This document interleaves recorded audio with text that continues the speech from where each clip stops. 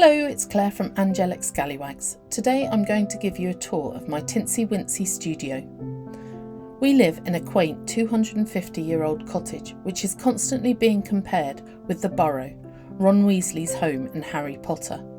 Our cottage is certainly as odd, with many intriguing nooks and crannies. In one such nook sits my tincy wincy studio. The entire space measures 1 metre by 2 metres, has one window and 2 doors, one of which is a stable door. See? A little odd. I hope you'll see just how beautiful and cosy small spaces can be. As an aside, can I just give my incredible husband a shout out?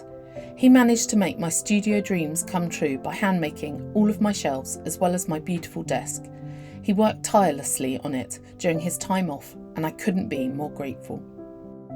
I'm currently standing just outside the studio. Straight ahead you can see the warm pumpkin curtains, which cover both the window to the right and the stable door to the left, keeping the heat in and the cold out, especially overnight. Straight ahead is my shabby chic vintage style pinboard. Here I pin up all my art to remind me each day that I really am an artist and not an imposter.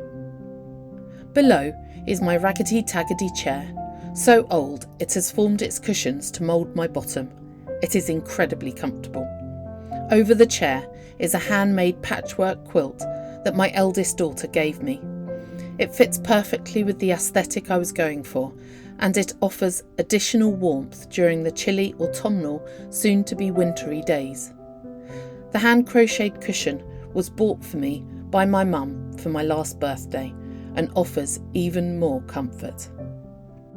I'm now going to take you in. Right at the top of the wall opposite is a handmade shelf and is where I keep my tiny photography setup. The autumnal colour lights are long enough that they drape around each of the 4 walls, giving the whole room a gorgeous rusty glow. This stable door has to be my favourite door in the whole house.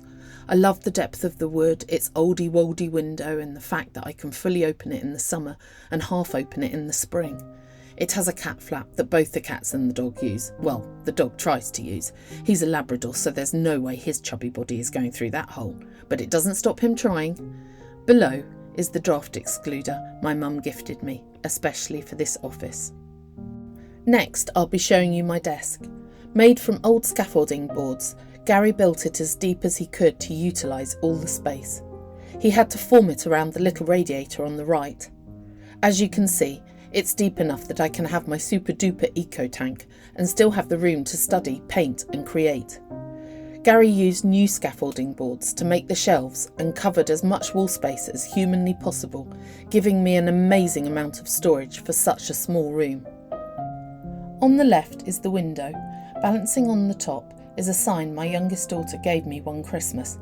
This is especially precious because Bex painted it for me.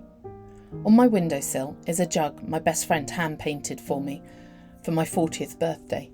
I have aspirations of keeping flowers in there, but as I mentioned in the first video, I don't have a good track record with anything green and living. Perhaps I'll try pretend flowers. You can also see 3 autumnal jars, another charity shop find, where I keep my mild liners and my zebra Sarasa pens. I also keep some permanent markers, scissors and a single hole punch. On my desk is my printer, my large guillotine and my small paper cutter. On the right is the power tower and all the notebooks I use each day, which I designed myself. On the first shelf I keep my tiny packing station and 3 boxes. One holds my greeting cards, the other my different sticker sheets, and the third holds extra packaging supplies. The vintage lamp and candles create an added warmth and coziness. On the second shelf I keep the spare notepads in the cream boxes, spare envelopes in one of the wooden boxes, and the other boxes will one day be filled with more greeting card designs. The matte boxes are my whipsy boxes and contain all of my seconds. The top shelf will one day contain my art prints, postcards and bookmarks. Right now they house a lot of stuff which I need to go through. As the camera is coming back down to my desk, you will notice the camera tripod, which I use to make educational videos for my other channel, and I also use to record footage for this channel. I'm going to show you the right hand wall now. Resting on the radiator is the beautiful board my husband made for me. I use one side to do any messy activities and the other for my photographs. In front of that is my scoring board, which I use to score and fold the cards and also make envelopes. The first shelf on the right contains matches for the candles and 2 plants, which I'd like to point out are actually alive, more's the miracle. Next to the plants is a tray with my bits and bobs jars on them. This is where I keep, well, bits and bobs. On the next shelf up, I keep all the different papers I use, as well as the books and assignment folders for the master's degree I am currently studying for. On the top shelf, I keep extra packing boxes for larger orders and my vitamin box, which is constantly falling on my head and needs to be moved. Obviously, I have only just started my small art business and only get a handful of orders, so this space suits my needs perfectly. If my business grows, I may find that I need more space, but until then I intend to enjoy this warm, cosy studio of mine, which was built with so much love by my husband. Oh, and I suppose I shouldn't forget to show you the back of the door. After all, space is premium here, and every little inch needs to be used up. It is here I keep my tincy wincy art supply bag, which contains everything I use to make my watercolours.